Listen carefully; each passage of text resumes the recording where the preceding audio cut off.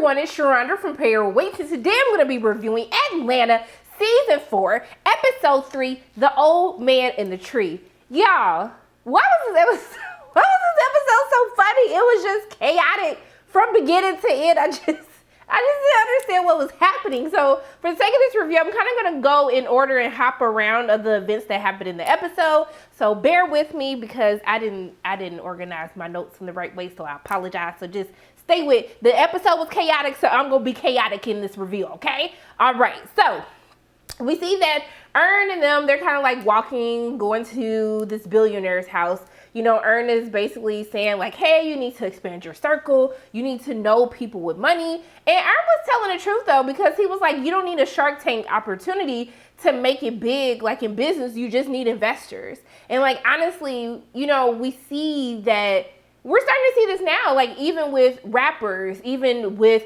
you know, singers. Rihanna is like rich, not necessarily because of her singing now. She has a clothing line. She has skincare. She's doing all these different things. We see, you know, celebrities, they're starting to invest into real estate. They're starting to invest in businesses. They're finding other ways to make money. And so Erin is trying to tell, like, Paperboy, you're not just a rapper, okay? You are in different circles now. People with money know who you are now. They want to hang out with you. You need to stay woke. Use that to your advantage, okay? They was making fun of him, but I was like, y'all clowning him, but he low-key trying to put y'all on and tell you truth. So I was riding for Erin, okay? And then when they showed up to the house, I said, now, Erin, I've been sitting up here riding or dying for you. And this the house that you take them to? This the billionaire's house, Erin? Haven't made sense for me. Not them saying that to make them feel like this Tales from the Hood vibes. I was like, now, y'all, why did y'all say Tales from the Hood vibes? So they knock on the door. This girl answers the door. She don't know what the hell they want. They don't know what the hell she's saying. Honestly, if it was me, I would have left. I would have just left. But you know what? Had I left, I would have missed out on my blessing, okay? Because the guy, he comes and meets up with them. And he's like, hey, y'all, like, come on with me. Baby, it looked like they was walking through a trap house. That's what it looked. It looked like they were walking through a trap house. And I was like, oh, no, honey, they finna murder you.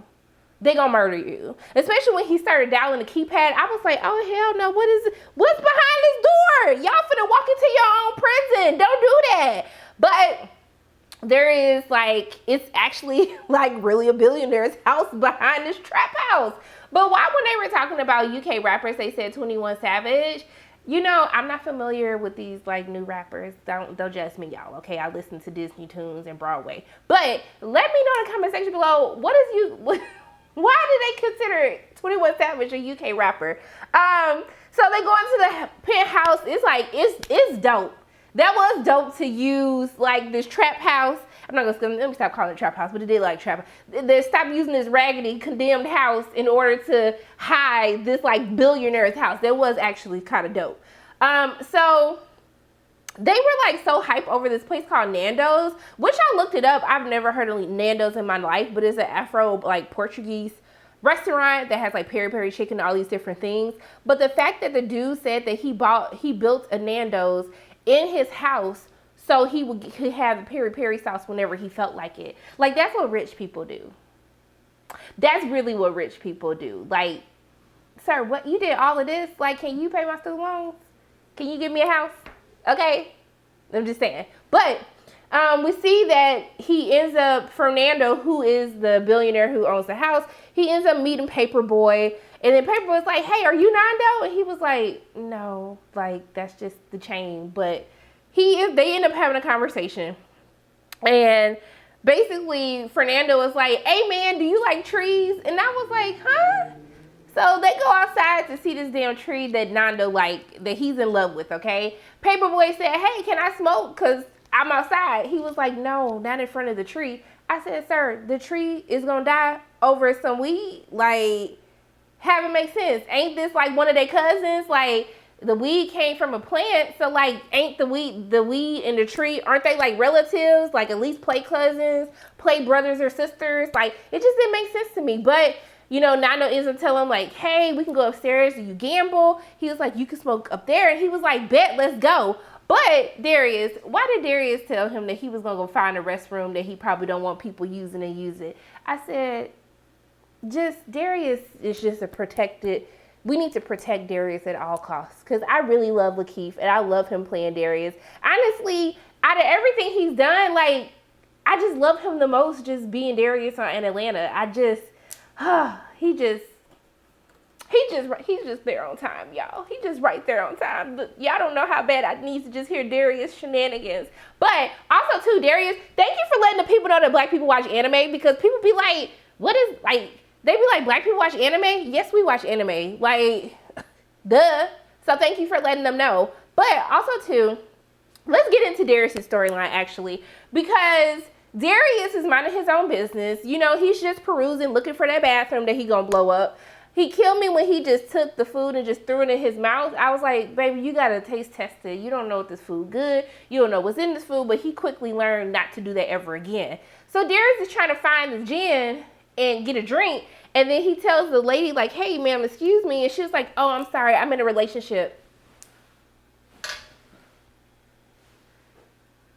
Bitch, was somebody trying to hit on you? I'm just trying to get a damn drink. I was like, girl, sit your ass down.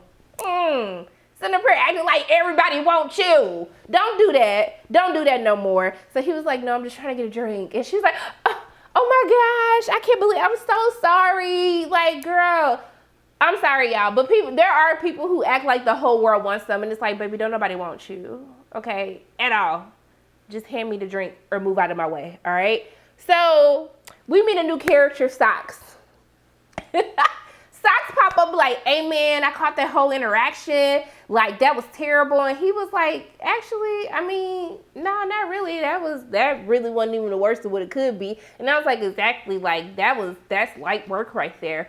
But baby, when Socks took his hat off, I was not expecting that. And when Darius said that his hairline was interesting, I was like, sir, you can't, like, sir, why did you say that to Socks like that? He just told you that he losing his damn hair. You go tell him his hairline is interesting. But I was just like, the whole conversation that they had when they were talking about whether or not he could go bald, and he was like, Darius, like, being bald is for people who can come off as menacing, like Jason Statham or The Rock or Bruce Willis. And then he was like, in Black Men Too, like, because they see all black men as dangerous in the first place. But when he told him he has more of a Moby Dick head, I said, not Moby Dick, Moby. Y'all know Moby. You might not know Moby, but Moby is like a singer. It's just, you had to be in the 90s to know. So, I was dying laughing at Socks, and the way that Socks really kept, when he said that she was doing some 12 years of slave type of stuff, the way that he instigated these white people to come for this lady, y'all, like literally trying to be like, he was like, yeah, and then she was on she said all lives matter, and I was like, the way that Socks is lying on this person, but the way that these white people are like internalizing this white guilt, trying to be like, oh my goodness, like, how did you make it through this? And it was just like, it's so funny watching this episode because ironically, this episode really ties into so much stuff that we were going through this week. It's crazy that you almost felt like they just planned all of these episodes to happen at all of these different times of pop culture in the past couple of weeks. But them having that conversation about when the guy came up after when the girl came back, and Darius saw her, and she was trying to like introduce him to her fiance, and he was like, "No, girl," like trying to tell her, like, "Girl, you gotta go. They finna get your ass." And then they were like, "Oh my God, there she is, baby." When I say them white people came for her, this is what be killing me, because y'all be getting mad about the wrong things that don't even be bad, and then when it's something really bad, like you feel like it's common sense for people to be outraged, and they just sitting there quiet. But that whole interaction was just sending me, and the way that Socks instigated this entire like lynch mob to get this woman, it was just so funny. But I will say that Darius, and I don't know who he was, this any guy that came and sat next to him, they were having a real conversation though. Like when they started having a conversation basically saying that, actually let me make sure I find it. So one of the things that I love, he was talking about like, this is the ultimate white guilt. But Darius makes a comment like, hey, I didn't think that, you know, people were racist like that over here. I thought it was just more of a classist thing, like a class system. And I'm just like, we really have to stop saying that like racism only exists in America, because it doesn't. And we see it manifested in so many different ways in different cultures, in different countries. All over the world, racism is prevalent, it's alive as well. It hasn't went anywhere. It's been here the entire time. And it's just crazy to me that people have this perception that only in America are people discriminated against or treated differently, you know, because of the color of their skin, because of their, like, it happens everywhere. Please, y'all, if y'all don't take nothing else away from this episode, just know that it exists everywhere. And even ironically enough, the cast, while they were filming this season overseas, they actually experienced racism as well. So it's really interesting that they're talking about this, but was experiencing this as they were filming this season. Now, another gem that they said was basically when they said that racism and capitalism are not separate. Like, they're very much woven in together. And in order for something to have high value, something else, therefore, has to have less value. I was like, y'all, they was giving us some gems, but I don't know if y'all was paying attention to. But, you know, it don't matter what I call, because I know somebody in the comment section, you missed this. Why didn't you tell me? Why didn't you talk about this? Baby, because I'm only one person, okay? But if you found some gems that I missed, y'all gonna let me know in the comment section below anyway. So go ahead and tell me. Just be respectful, okay? So, another interesting thing that is happening before I get back to Paperboy is, so Van is with them. So Van and Erin are talking to this manager. And so the guy who invited them to the billionaire's house. So he introduces him to an artist by the name of TJ. Basically, when TJ was like, hey, people of color, I said, time out. Hello, people of color. What?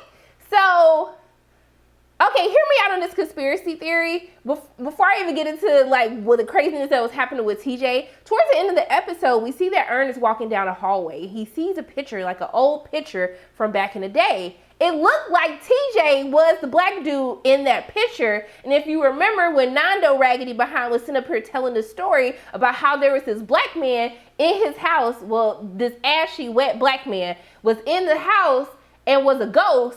Like, was TJ a ghost? I don't know. Am I just tripping and I just been through too much that I'm just looking too deep into this? I don't know. But what I will say is that's a conspiracy theory that I'm living with. But TJ is a trash artist, okay? But I was okay with what TJ was saying. So TJ didn't convince this man to invest all this money, pay for all of these expenses on some subscription service that just don't even sound right, because I couldn't even visualize what the hell they were talking about, what their business plan was. So TJ, first of all, when TJ was eavesdropping, he started at the top of the steps, then came to the bottom of the steps, and then interjected when Erin was about to slick hate on him. This was a really great conversation that later in the episode that Paperboy, TJ, and Erin are having. Well, really, Erin and Paperboy having this conversation. Like, we have to stop saying that this one black person represents all black people. Because this is actually something that we've been talking about. I'm not going to mention whatever incident that everybody's been talking about on social media. But there's this thing that we lean into, this respectability politics, and how a lot of black people within the community, not everyone, but some black people are basically here to try to convince white people to be like, hey, like, we're good black people, like, we're respectful, and basically we're the model Negro. And it's interesting because Erin is having this whole thought process, like, no, like, I can't let this white man invest in him because he's a terrible artist. And if he invests in him and he doesn't do this, then he's going to think that all black people are, like, TJ having to come up on being a scammer will literally end the black race, that they will not be able to have another opportunity. We really have to get out of that thinking. But I was like, y'all, this is like what we talking about right now in real life. And then they talking about this on the show. And then Paperboy was right. He was like, bruh, let him be a scammer. Let him scam this man out of his money. If he's not smart enough to know that this is not a good business decision, that's on him. And then when he said it's enough white scammers on TikTok alone, what you think TikTok is for? Going back to how a lot of white TikTokers steal the ideas of black creators and make all of this money. They're the highest paid on this platform, yet majority of the ideas if not all, but I'm just trying to extend some grace, come from Black creators. Y'all, like, can I just get the cast of Atlanta? Can I just get Donald Glover to talk about just writing this episode? But I really love that interaction and how Paperboy was just like, bruh, like, TJ was like, let me get this money for the culture. If this man want to give me money, it ain't your money, so mind the business that pays you, okay? And I like that Erin finally it clicked for him, and it was just like, hey, he told him, like, hey, like, he's going to need a manager. And see, guess what, Erin? When you stopped hating on TJ, you was able to secure the bag for yourself, okay? And TJ even made sure that Erin got more money, okay? You see how he looked out for you? Now, I'm not condoning scamming. But if someone's not smart enough to realize that is a bad decision, that's on them. That's on them, y'all. It's life. It's business. It happens, all right? So let's go ahead. Also, too, there's a moment between Erin and Van. And, like, Erin is just so, like, oblivious. You can't tell that glow that Van has. Van has that I'm getting my back blown out glow. Y'all know what I'm talking about. I don't know what y'all talking about because, you know, my parents was watching I'm a Virgin.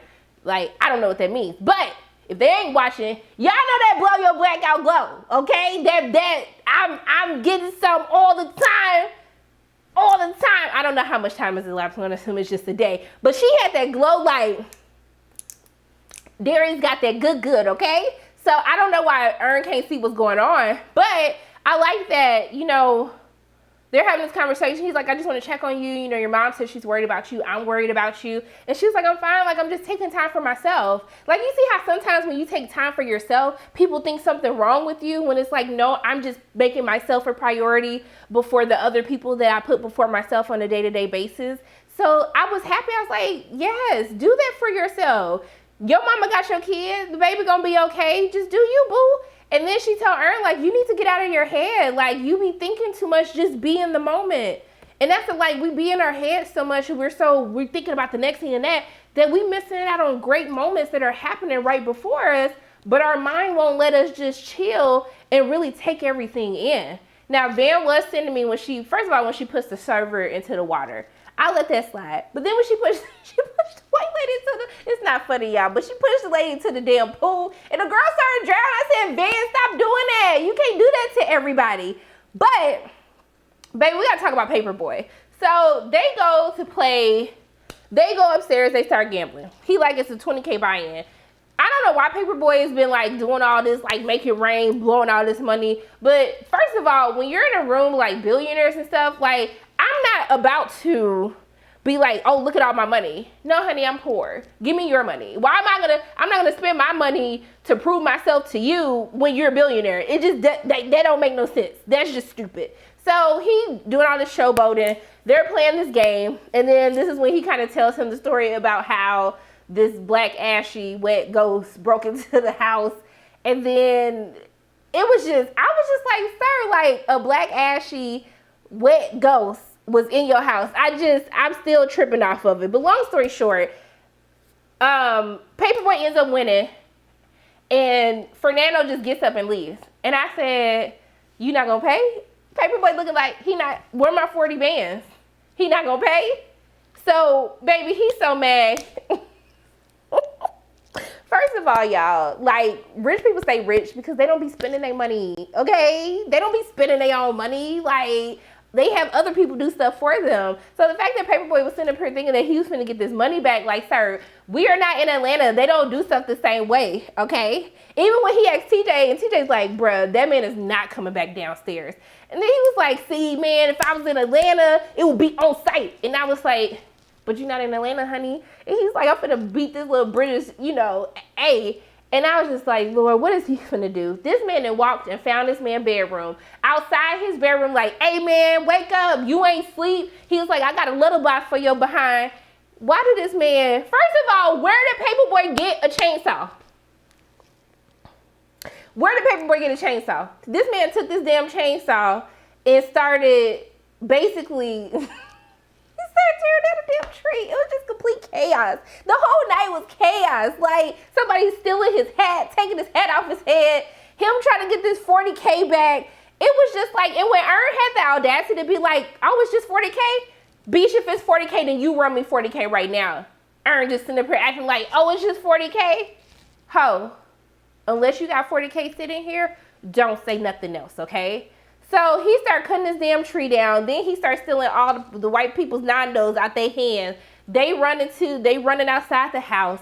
Darius see the girl. It ends up being the white guy who was investing in TJ. Ended up being the girl, the racist girl's fiance. And then he goes up and tells Darius how he broke it off the engagement. He doesn't want to be married to a racist. When they running outside, they see racist girl crying in the street. Darius trying to be like, are you okay? Paperboy is like, oh, hell no, not today. Pushes Darius in the car. They sit down and then they just start laughing. I was just laughing too because I was just like, do y'all know everything that you've been through like this entire night? But then Socks pops up out of nowhere and they stop laughing. I was just like, how you get here, Socks? Like, no, we're not doing that. And then the episode goes off. Like, it was just so much happening and so many. This is just why I love Atlanta. It's funny, it's fresh. They talk about so many things, like, and it just fosters these conversations, these thoughts that you have where you just want to think deeper, but you're still being entertained at the same time. Like, the writing is so good on this show. And y'all, I really enjoyed this episode. Like, I definitely like this episode more than than the second episode. But like, this is the sweet spot right here. I just love the show. I can't even believe that, like, why are y'all doing this to us? Like, not making any more seasons, but I get it. Y'all like successful and y'all had that glow up. Y'all had that growth. I get it. But yeah, I like this episode, y'all. I'm gonna stop rambling. Let me just stop. But those are my thoughts on Atlanta season 4, episode 3, The Old Man and the Tree.